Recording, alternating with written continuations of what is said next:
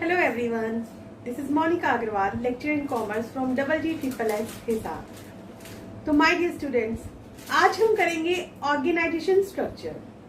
इससे पहले हम कर चुके हैं अपना ऑर्गेनाइजिंग, कि ऑर्गेनाइजिंग क्या थी, है ना। हमने थोड़ा सा डिस्कस भी किया था मैनेजमेंट के फंक्शंस के बारे में। आई होप आपको याद होगा। हमने पहला फंक्शन थोड़ा सा पढ़ा था, क्या था वो हमारा प्लानिंग के बारे में था, what to do, how to do, by whom to do it. ठीक है, फिर उसको प्रैक्टिकल शेप हमने किस में दी थी, ऑर्गेनाइजिंग में। तो ऑर्गेनाइजेशन स्ट्रक्चर जो है वो भी ऑर्गेनाइजिंग प्रोसेस का ही एक किस्म से हम कह सकते हैं पार्ट होता है। क्यों? क्योंकि जब आपने ऑर्गेनाइजिंग प्रोसेस आप करते हैं, उसमें आप क्या क्या काम करते थे? आप करते थे ना आइडेंटिफिकेशन, काम को देखना कि क्या काम है हमारा। फिर हम उसमें उसको काम को छोटे हिस्सों में बांट देते थे। ठीक है, फिर हम उसका क्या करते थे, फिर हम उसमें उसको डिपार्टमेंट्स में बांट देते थे। डिपार्टमेंट्स में बांटने के बाद हमने लोगों को काम दिया, असाइनिंग ड्यूटीज की, है ना। और ड्यूटीज के बाद हमने एक मेन काम किया, वो क्या था हमारा, रिलेशनशिप क्रिएट करना। तो ऑर्गेनाइजेशन स्ट्रक्चर में यही एक इंपॉर्टेंट चीज है कि जो लोग जिस पोजीशन पे हैं उनके पास क्या राइट्स, क्या ड्यूटीज हैं, कौन लोग उनके अंडर होंगे। ऑर्गेनाइजिंग का एक इंपॉर्टेंट पार्ट है। ठीक है, तो वो हम इसमें पढ़ेंगे। अब ये इंपॉर्टेंट कितना है, देखिए इसकी इंपॉर्टेंस का आपको बता रहे हैं पीटर एफ ड्रकर। क्या बताते हैं वो Peter F Drucker? Peter F Drucker कहते हैं the wrong organisation structure will seriously impair business performance. क्या कह रहे हैं वो बता रहे हैं कि अगर आपने गलत स्ट्रक्चर बना दिया तो उससे क्या हो सकता है कि आपकी जो बिजनेस परफॉर्मेंस है वो खराब हो सकती है। और बिजनेस परफॉर्मेंस ही खराब नहीं हो सकती, बल्कि वो पूरा का पूरा डिस्ट्रॉय भी हो सकता है, एंड मे इवन डिस्ट्रॉय। मतलब देखिए कि अगर आपने एक छोटी सी गलती की, छोटी सी लेकिन बहुत बड़ी गलती है वो, कि अगर आपने ऑर्गेनाइजेशन स्ट्रक्चर बनाने में जरा भी गलती की, जरा भी अगर आप चूक गए, तो फिर आपका काम खराब हो गया और आप अपनी बिजनेस परफॉर्मेंस के साथ साथ बिजनेस को भी डुबो सकते हैं पानी में। जैसा मैंने आपको बताया था कि ऑर्गेनाइजिंग अपने आप में ही एक बहुत इंपॉर्टेंट है ना। उसके लिए मैंने आपको बताया था कि जैसे हमारी ह्यूमन बॉडी में हड्डियां होती हैं, उनके बिना एक शरीर, ह्यूमन बॉडी काम नहीं कर सकती, अच्छे से रन नहीं कर सकती। तो ऐसे ही एक बिजनेस ऑर्गेनाइजेशन के लिए ऑर्गेनाइजिंग बहुत जरूरी है। और ऑर्गेनाइजिंग में ऑर्गेनाइजेशन जो स्ट्रक्चर है वो बहुत ही हमारा क्या होता है, इंपॉर्टेंट होता है। तो देखा आपने कि ऑर्गेनाइजेशन स्ट्रक्चर जो है वो इसमें कितना इंपॉर्टेंट है ना, क्योंकि जो ऑर्गेनाइजेशन स्ट्रक्चर है उसमें हम क्या कर रहे हैं, उसमें जो भी हमारा ऑर्गेनाइजिंग प्रोसेस हुआ, उसमें जो भी हमारे पोजीशंस क्रिएट हमने की, उनके बीच में क्या रिलेशनशिप है, इसी को हमें देखना होता है। लेकिन ये भी एक ये नहीं है कि जैसे कई बार होता है ना कि एक रूल हो गया और उस रूल के अकॉर्डिंग ही आपको चलना है, तो ऐसा यहाँ पे नहीं होता। अब जैसे अलग अलग कंपनीज है, अलग अलग जॉब नेचर है, अलग अलग जॉब नेचर होगी, तो हमारा जो ऑर्गेनाइजेशन स्ट्रक्चर होगा वो भी हमारा क्या होता है, बिल्कुल अलग ही होता है। ठीक है, क्योंकि अगर देखिए कि कोई मान लीजिए कंपनी जो है वो मैन्युफैक्चरिंग का काम करती है, तो मैन्युफैक्चरिंग वाली कंपनी के लिए क्या होगा, प्रोडक्शन मस्ट है। लेकिन जो सिर्फ ट्रेडिंग का काम करती है तो उसके लिए तो प्रोडक्शन मैटर ही नहीं करता, क्योंकि उसने तो बाजार से रेडीमेड माल लेना है और दूसरे को परचेज कर देना है। तो वहां पे उसके लिए उस चीज वो मैटर नहीं करती है। आपको ये भी ध्यान में रखना है। मतलब हम ये कह सकते हैं कि जब हम ऑर्गेनाइजेशन स्ट्रक्चर की बात करते हैं तो उसमें हम मैनेजरियल फंक्शंस भी लेते हैं, एज वेल एज हम उसमें नॉन मैनेजरियल फंक्शंस को भी लेते हैं। क्योंकि ये थोड़ी ना है कि हम सिर्फ ऊपर वाले लेवल्स को देखते चले जाएंगे, नीचे वाले लेवल को नहीं देखेंगे। एक ऑर्गेनाइजेशन जब बनता है ना, वो पूरा बनता है, वर्कर से लेकर ऊपर टॉप लेवल मैनेजमेंट तक वो सारा का सारा बनता है। तो इसलिए हमारे इसमें मैनेजरियल भी आते हैं और नॉन मैनेजरियल भी आते हैं। चलिए, अब हर्ले ने इसकी डेफिनेशन दी है, इसकी डेफिनेशन के बारे में हम थोड़ा सा देखते हैं। हर्ले बताते हैं कि organisation structure are pattern of relationships among the various position in a firm. वो क्या बता रहे हैं कि जो फर्म में वेरियस पोजीशंस हैं, जैसे कोई मैनेजर है, कोई वर्कर है ना, उनके बीच में रिलेशनशिप का वो पैटर्न बता रहे हैं। ठीक है, and among the various people occupying the positions, अब देखिए खाली पोजीशन किससे बनेगी, जब उस पोजीशन पर लोग होंगे।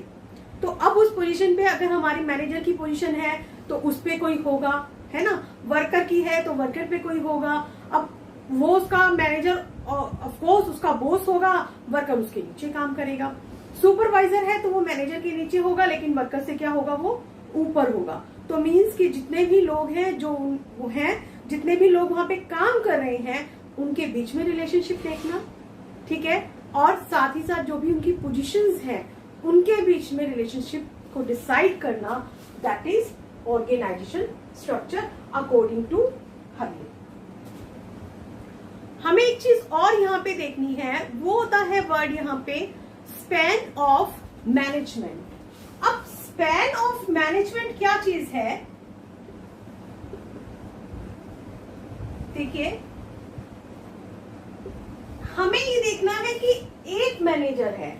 अब एक मैनेजर, मान लीजिए कि एक मैनेजर है, उसके नीचे बहुत सारे लोग हैं, लेकिन वो कितने लोगों को एक टाइम में देख सकता है सही से, कितने लोगों को वो काम के बारे में बता सकता है, कितने लोगों की वो रिपोर्ट देख सकता है, वो चीज चेक करना कि वो कंट्रोल कितने लोगों का अच्छे से कर सकता है, that is span of management. कि नंबर ऑफ सबऑर्डिनेट्स, हम इसको शॉर्ट में ये भी कह सकते हैं, क्या कह सकते हैं, number of subordinates controlled by manager, और जो भी एक पर्सन है, ठीक है, कि अगर हम एक बार में कितने लोगों को वो कंट्रोल कर सकता है। और नॉर्मली जो ये होता है वो होता है आपका 5 to 6 पीपल। हम ये मान के चलते हैं, क्योंकि देखिए कभी भी हम कुछ भी करते हैं तो उस चीज का एक आइडियल होता है ना। तो यहाँ पे इसका आइडियल हमारा कितना है, 5 to 6 पीपल। हम ये मान के चलते हैं कि अगर कोई भी एक इंसान है वो 5 से 6 लोगों को जो है ना वो अच्छे से कंट्रोल कर सकता है, वो उनकी अच्छे से देखभाल भी कर सकता है, उनका काम भी चेकआउट कर सकता है, उनको कोई गाइडेंस की जरूरत है तो वो उनको बकायदा गाइड भी कर सकता है, ठीक है। नेक्स्ट हमारे पास क्या आता है, नेक्स्ट हमारे पास आता है डिजाइन्स, फॉर्म्स, या हम इनको कह सकते हैं टाइप्स। अब ये एक ही है लेकिन नाम क्या है, अलग अलग है।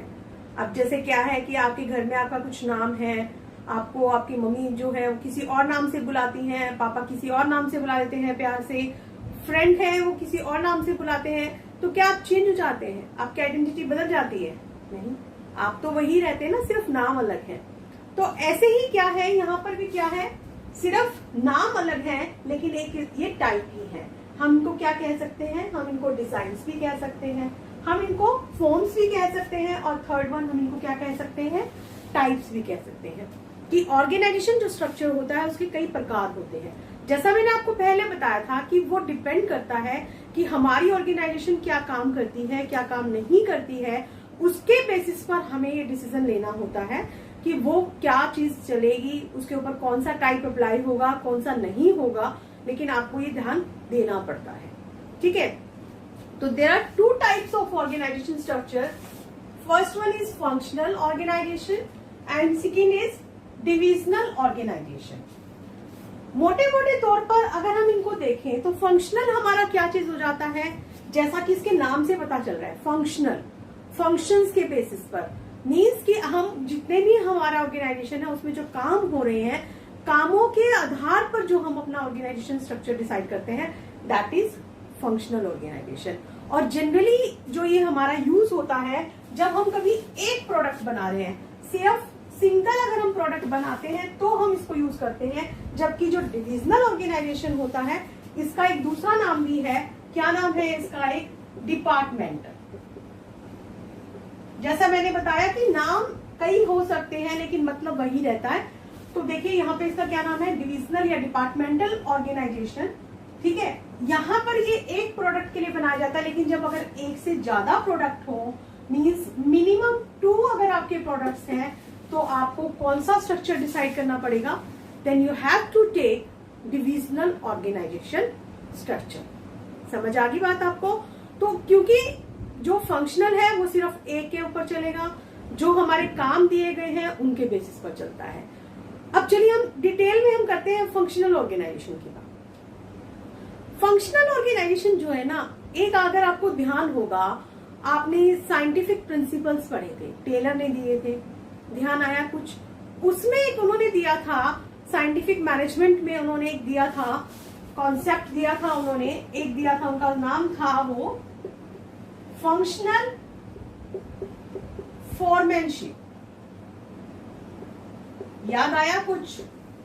फंक्शनल फोरमैनशिप, जिसे हम हिंदी में कहते हैं क्रियात्मक फोरमैनशिप भी जिसको कहा जाता है, ठीक है। तो वो क्या चीज थी हमारी, इसमें इन्होंने इसको क्या किया, दो पार्ट्स में डिवाइड कर दिया था। एक को उन्होंने बताया प्लानिंग मींस, ठीक है, दूसरे को उन्होंने क्या किया, प्रोडक्शन। अब इन प्लानिंग में भी फर्दर इन्होंने 4 पार्ट्स में डिवाइड किया, प्रोडक्शन में भी 4 पार्ट्स में डिवाइड कर दिया था। जैसे यहाँ पे था कि रूट जो होगा, टाइम एंड कॉस्ट क्लर्क बना दिया, है ना, डिसिप्लिन बना दिया। तो ऐसे प्लानिंग करने में उन्होंने 3-4 चीजें बना दी। इसी तरह से उन्होंने प्रोडक्शन वालों को भी कर दिया था, gang boss, speed boss, repair, inspector. Means कि वो कहते थे कि काम जो है ना, उस काम को करने के लिए उसको छोटे छोटे पार्ट्स में डिवाइड कर दो, लोगों को दे दो, उनको स्पेशलिस्ट को, ताकि वो काम अच्छे ढंग से कर सकेंगे। उन्होंने ये काम किया था यहाँ पे। तो अब एक चीज नोटिस की आपने यहाँ पे, ये जो उन्होंने फंक्शनल फोरमैनशिप दी थी एफडब्ल्यू टेलर ने, ये सिर्फ कहाँ पे यूज हो रही थी, लोअर लेवल पे, है ना। लेकिन जो हमारा फंक्शनल ऑर्गेनाइजेशन है वो लोअर पे भी यूज होगा और एज वेल एज हमारा किस पे भी यूज होगा, टॉप पे भी। मींस दोनों ही जगह वो यहाँ पे यूज होगा।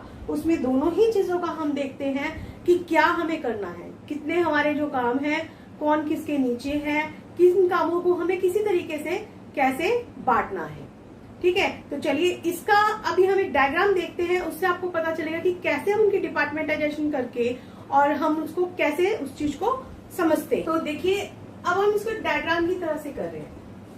जब एक कंपनी होती है तो कंपनी में सबसे ऑनर कौन है, शेयर होल्डर, जिनके पास कंपनी के शेयर्स हैं। ये कंपनी के क्या है, मालिक है। अब कंपनी के मालिक क्योंकि दूर दूर फैले हुए हैं, वो अपने आप काम नहीं कर सकते, तो इसके लिए वो अपने क्या चूज कर लेते हैं, बोर्ड ऑफ डायरेक्टर्स। वो कुछ लोगों को अपॉइंट करते हैं जो कंपनी को चलाने का काम करते हैं, ठीक है। अब बोर्ड ऑफ डायरेक्टर्स भी कई सारे हो गए, फिर उसके नीचे एक दिया जाता है सीईओ। सीईओ हमारा क्या है, चीफ एग्जीक्यूटिव ऑफिसर, कि अब ये कंपनी के सारे इंपॉर्टेंट काम कर रहा है, सब डिसीजन वगैरह ले रहा है, बहुत सारी चीजें ये संभाल रहा है। सीईओ कंपनी में इसका एक बहुत मेन रोल होता है। अब देखिए सीईओ ने क्या किया कि जो सीईओ है उसके बाद कंपनी के डिपार्टमेंट बांट दिए गए। कंपनी के मेन डिपार्टमेंट कौन कौन से हैं, एक प्रोडक्शन डिपार्टमेंट, दूसरा मार्केटिंग डिपार्टमेंट, तीसरा फाइनेंस डिपार्टमेंट, चौथा पर्सनल डिपार्टमेंट। काम क्या क्या करेंगे भाई, प्रोडक्शन डिपार्टमेंट जो है वो प्रोडक्शन का काम करेगा, जितनी भी प्रोडक्शन से रिलेटेड गतिविधियां होंगी वो उसको देखेगा, है ना, कि रॉ मटेरियल लाना है, कितना बनाना है, कितना स्टॉक में रखना है, वो सारा कुछ देखेगा उसको। मार्केटिंग वाला क्या करेगा, सेल को देखेगा, एडवर्टीजमेंट वगैरह देखेगा, कितनी हमने कहाँ पे सेल करनी है, कितने हमारे स्टैंडर्ड्स फिक्स थे, क्या उसके अकॉर्डिंग हुआ नहीं हुआ, सब देखना है। तीसरा फिर कौन सा था, फाइनेंस डिपार्टमेंट, ये सारा पैसे का हिसाब किताब देखेगा। पैसा तो वही मेन चीज है ना, कि कितना हमारे पास लोगों में उधार है, कितनी हमने लोगों को पेमेंट्स करनी है, ये सब फाइनेंस डिपार्टमेंट देखेगा। फिर आता है पर्सनल डिपार्टमेंट। अब पर्सनल डिपार्टमेंट क्या देखेगा, जितने हमारी कंपनी में लोगों की जरूरत है उस चीज को देखेगा।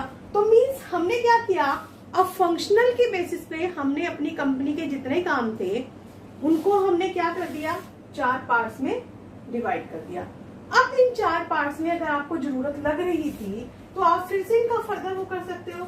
अब जैसे प्रोडक्शन वाला है, उसमें प्रोडक्शन से रिलेटेड जो भी कोई माल की रॉ मटेरियल की परचेज करेगा, है ना, फिर कोई स्टॉक को देखेगा, ये भी आप देख सकते हैं। तो मतलब इस तरीके के काम कर सकते हैं। मार्केटिंग डिपार्टमेंट जो है, मार्केटिंग डिपार्टमेंट में आप फिर क्या देख सकते हैं कि हमने इसमें अलग कैटेगराइज कर दिया। हमने क्या कर दिया, एक सेल डिपार्टमेंट बना दिया कि जो सेल को देखेगा, एडवर्टाइजमेंट भी बहुत जरूरी है, और तीसरा हमने बता दिया मार्केटिंग रिसर्च के बारे में कि लोग क्या कौन सा प्रोडक्ट पसंद करते हैं, किस एरिया में है, इससे रिलेटेड भी तो हमें सारी रिसर्च करनी पड़ेगी ना। ऐसे तो हम काम नहीं कर सकते हैं, ठीक है। तो हमें ये भी देखना पड़ता है।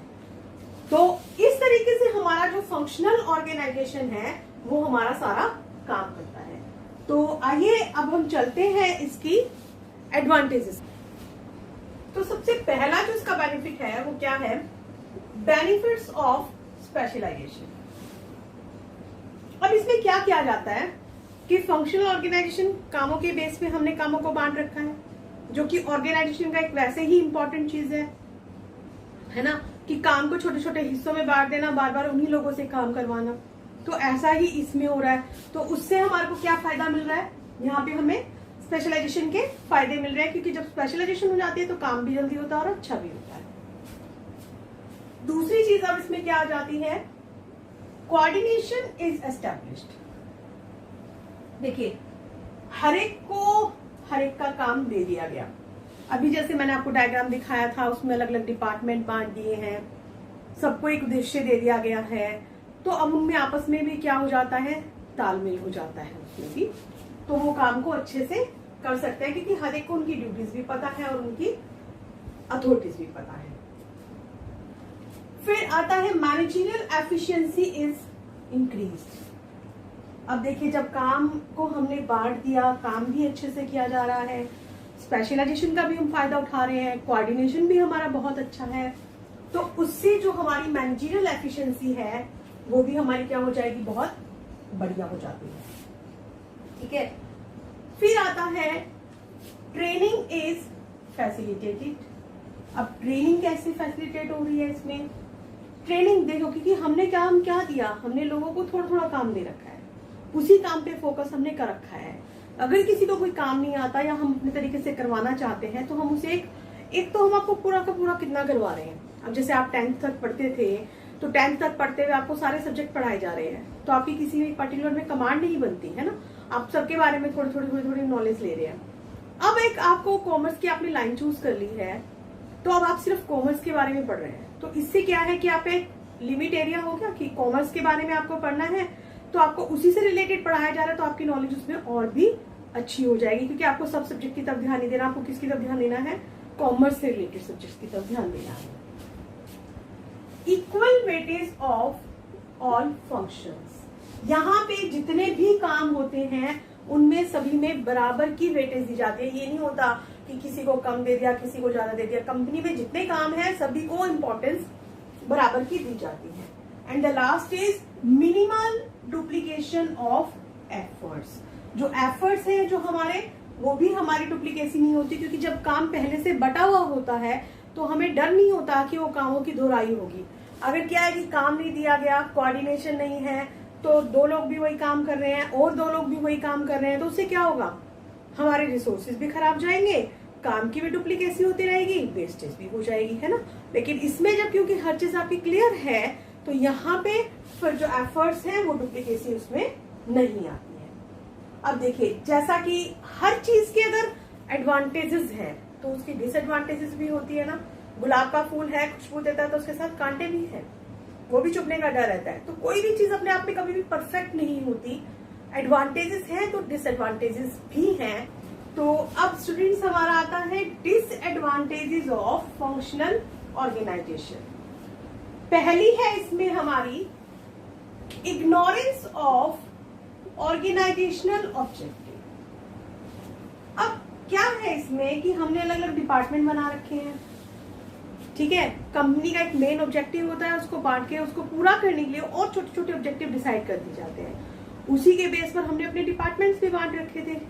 अब लेकिन लोग क्या करते हैं कि वो ऑर्गेनाइजेशन के ऑब्जेक्टिव को भूल जाते हैं। वो क्या सोचते हैं, सिर्फ और सिर्फ हमें अपना जो है ना डिपार्टमेंट बढ़ाना है, जो कि कंपनी के लिए क्या हो जाता है, गलत हो जाता है। तो इससे बहुत दिक्कत आती है। दूसरी प्रॉब्लम इसमें क्या आती है, difficulty in inter departmental coordination. अब एक परचेज डिपार्टमेंट है, सेल डिपार्टमेंट है ना।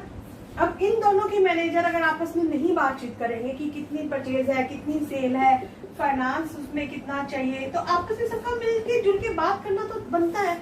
लेकिन अगर उनका आपस में तालमेल ही नहीं है, कोऑर्डिनेशन ही नहीं है, तो बहुत दिक्कत हो जाती है। तो यहाँ पे इनमें आपस में तालमेल बिठाना बहुत मुश्किल हो जाता है, क्योंकि वो एक ऑर्गेनाइजेशन ऑब्जेक्टिव के लिए काम नहीं करते, उनका अपना पर्सनल उस पे आ जाता है।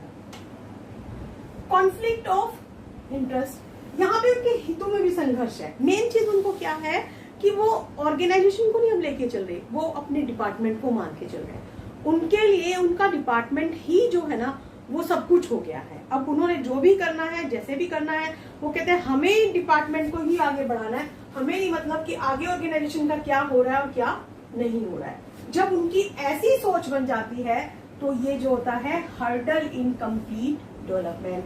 तो क्या इससे पूरी एक फर्म का विकास होगा? बिल्कुल भी नहीं होगा इससे फर्म का विकास, क्योंकि देखो जब तक जहां पे आपस में तालमेल नहीं होता ना तो वहां पे कोई काम नहीं हो सकता। तो वहां पे सबसे ज्यादा जरूरी क्या है कि आपस में तालमेल हो, ऑर्गेनाइजेशन के जो इंटरेस्ट हैं उनको ध्यान में रखा जाए, आपस में कोई कंफ्लिक्ट उनके नहीं होने चाहिए, कोई लड़ाई झगड़ा नहीं होना चाहिए, तब कहीं जाकर एक जो संस्था है उसका विकास होता। तो अब हमारा इसका लास्ट में इसमें क्या आता है, जो फंक्शनल ऑर्गेनाइजेशन है सुटेबल कहाँ रहेगा, कहाँ के लिए जरूरी है? सबसे पहला जरूरी कहाँ पे है, अगर हमारा जो बिजनेस कंसर्न है वो काफी लार्ज हो। अगर लार्ज बिजनेस कंसर्न है तो हमारे को क्या फायदा रहता है कि हम फंक्शनल ऑर्गेनाइजेशन यूज कर सकते हैं। ठीक है। दूसरा, इसमें हमें कहाँ जरूरत है, जहां हमें स्पेशलाइजेशन की जरूरत है ना। स्पेशलाइजेशन अगर हमें चाहिए तो ही हमें इसका फायदा है, वरना हमें इसका फायदा नहीं है। तीसरा, इसकी कहाँ पे जरूरत है हमें, जहां पे डेलीगेशन ऑफ अथॉरिटी हो, कि अगर हमारे पास काम ज्यादा है तो हम अपने उनको सबऑर्डिनेट्स को दें, लेकिन साथ में हम अथॉरिटी भी दें। नेक्स्ट टॉपिक में हम इसी में पूरे में डिटेल में बात करने वाले हैं। और इसके अलावा अब हमें कहाँ पे उसमें चाहिए कि जहां पर अगर हम सिंगल प्रोडक्ट को कर रहे हैं तो भी हमारा फंक्शनल जो ऑर्गेनाइजेशन है वो सुटेबल रह सकता है। मीन्स ठीक है, अगर एक से ज्यादा प्रोडक्ट होंगे तो फिर हमारे लिए कौन सा बेटर रहेगा, फिर हमारे लिए आ जाएगा डिविजनल ऑर्गेनाइजेशन। तो चलिए अब हमारा जो नेक्स्ट टॉपिक है वो है डिविजनल ऑर्गेनाइजेशन।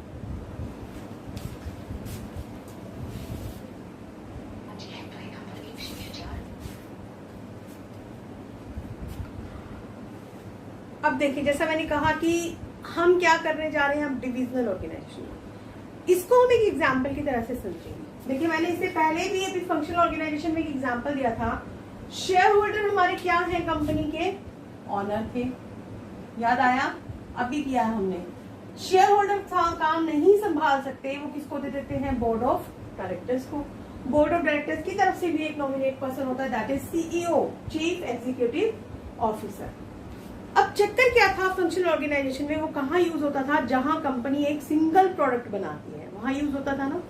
मान लीजिए कि कंपनी जो बना रही थी, कार बना रही थी। अब कंपनी अगर कार बना रही थी तो उसके क्या थे, 4 फर्दर क्या थे, एक वो बनाएगी प्रोडक्शन, ठीक है। दूसरा डिपार्टमेंट कौन सा हो गया उसका, मार्केटिंग।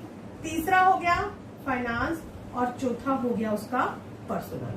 प्रोडक्शन डिपार्टमेंट वाले ने प्रोडक्शन का काम देखना है, मार्केटिंग वाले ने मार्केटिंग का, फाइनेंस वाले ने फाइनेंस का, और पर्सनल वाले ने जो है वो वर्कर्स के रिलेटेड देखना है। ठीक है, ये काम हो गया। चलिए, अब कंपनी अगर एक प्रोडक्ट बनाती तो यहाँ पे क्या यूज होता, फंक्शनल ऑर्गेनाइजेशन। लेकिन अब कंपनी कितने प्रोडक्ट बना रही है, कंपनी बना रही है 2 प्रोडक्ट। 2 प्रोडक्ट बना रही है, एक बना रही है कार, दूसरा बना रही है स्कूटर। अब यहाँ पे क्या होगा डिविजनल उसमें, कि अब वही सारे डिपार्टमेंट्स दूसरी यूनिट के लिए भी होंगे। जैसे कार के लिए थे ना 4 थे, ऐसे ही स्कूटर के लिए भी होंगे। प्रोडक्शन डिपार्टमेंट इसका अलग होगा, मार्केटिंग इसका अलग होगा, फाइनेंस डिपार्टमेंट इसका अलग होगा, एंड पर्सनल डिपार्टमेंट भी जो होगा वो इसका अलग से होगा। समझ आ गया कि बिल्कुल वही काम जो है वो डबल उसमें हमारा सारा का सारा होगा। वहां पे एक प्रोडक्ट था, एक ही बार डिपार्टमेंट बनाए जाते थे, लेकिन यहाँ जितने प्रोडक्ट्स हैं उतने ही डिपार्टमेंट्स हम उसको क्या कर रहे हैं, यहाँ पे बार बार हम उसको यहाँ पे बना रहे हैं। तो यहाँ पे एक इसमें आपको फर्क भी अच्छे से पता चल गया। और अगर आपने इनको सब कैटेगराइज करना है तो आप इनको सब कैटेगराइज भी कर सकते हैं कि जो प्रोडक्शन डिपार्टमेंट है वो आगे फर्दर परचेज में देख सकता है, स्टॉक में देख सकता है कि किसको क्या करना है ना। मार्केटिंग वाला आगे अपने एडवर्टाइजिंग को देख सकता है, सेल को देखेगा। अब यहाँ पे जो मार्केटिंग डिपार्टमेंट है वो सिर्फ स्कूटर की देखेगा, यहाँ वाला मार्केटिंग डिपार्टमेंट किसको देखेगा, कार को देखेगा। तो ये हमारा इसका अलग से हो जाता है। तो चलिए अब नेक्स्ट जो आता है वो है हमारा एडवांटेजेस ऑफ डिविजनल ऑर्गेनाइजेशन। इनका फायदा क्या है। पहली चीज आती है डेवलपमेंट ऑफ डिविजनल हेड्स। अब देखिए यहाँ पे अलग अलग डिवीजन के अलग अलग हेड बना दिए। अभी मैंने आपको बताया था कि जैसे कंपनी जो है वो दो चीजें बना रही है, एक कार और एक स्कूटर, है ना।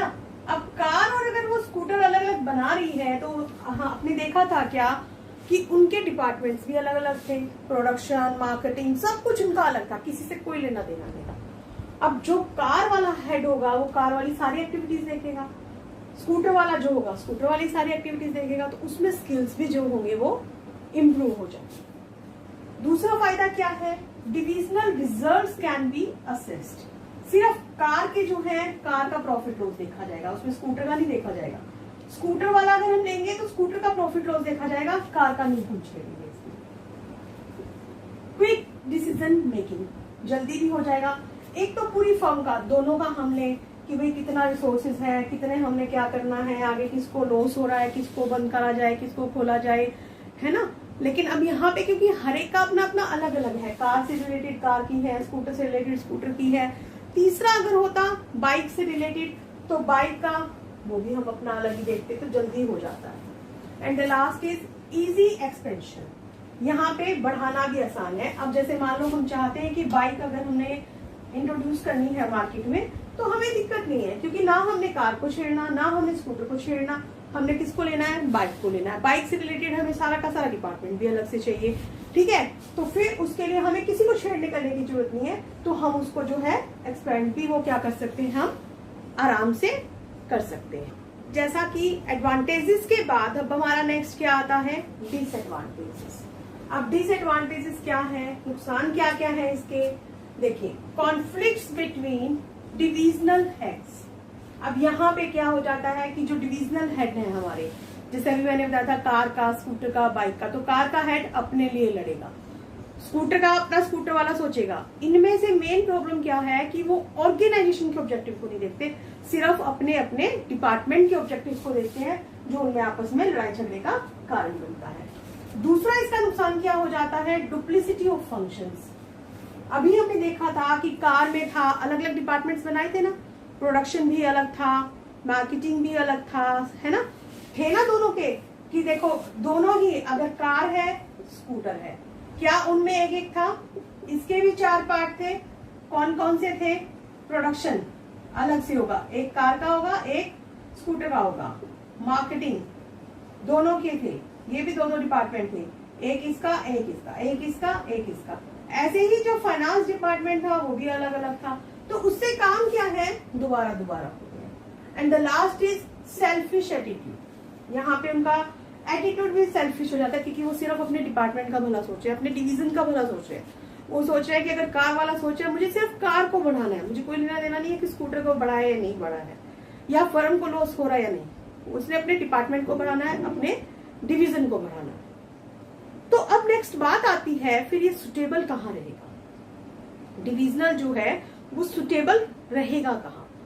सुटेबल वो रहेगा, वही बात कि अगर आपका कोई भी लार्ज ऑर्गेनाइजेशन है ना, अगर आपका लार्ज बिजनेस है वहां ठीक रहेगा, जहां मोर देन 2 प्रोडक्ट्स हैं, या मोर देन आप कह सकते हैं 1 प्रोडक्ट है, क्योंकि एक से ज्यादा होंगे तब आपको क्या करना पड़ेगा, डिविजनल ऑर्गेनाइजेशन को आपको लेना ही लेना पड़ेगा।